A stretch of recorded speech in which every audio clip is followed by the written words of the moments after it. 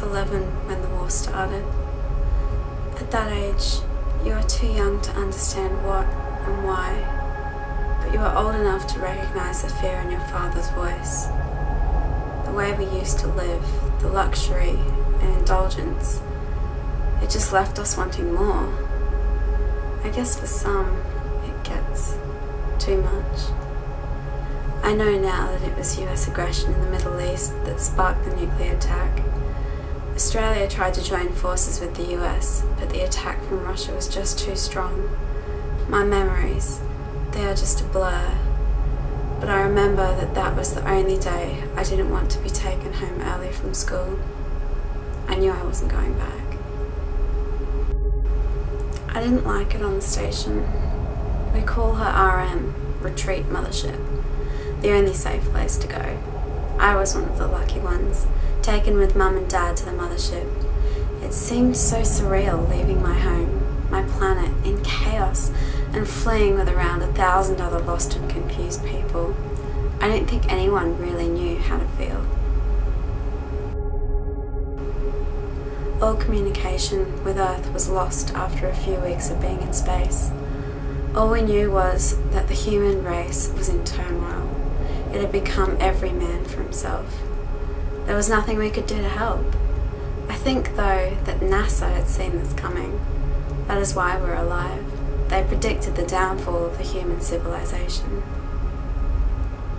We call ourselves the 1,000 that survived. The men, as part of the 1,000 on the ship, started building huge metal vessels. We were told that these would take us back to home one day and would be our shelter while the land was tended to.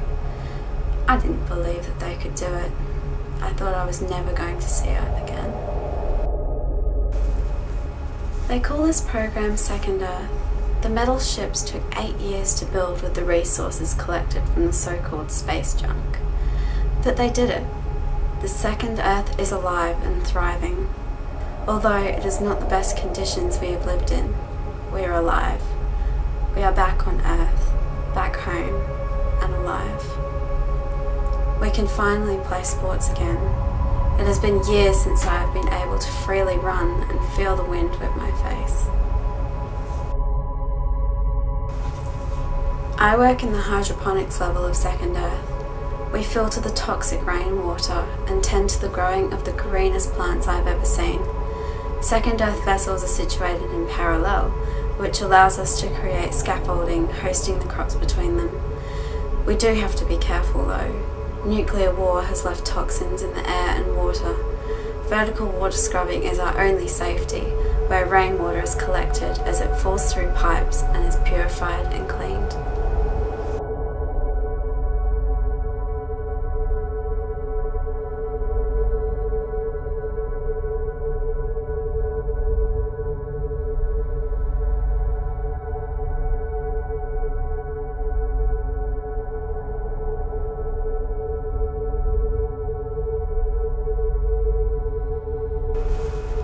It was only last week the researchers in the labs brought us news of living insects.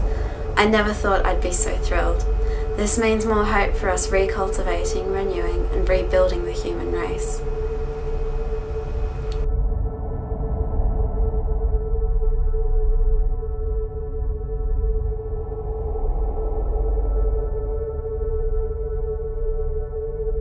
We treated the earth so poorly. This is a real chance to change how we were. There is only one Earth, and she will live again.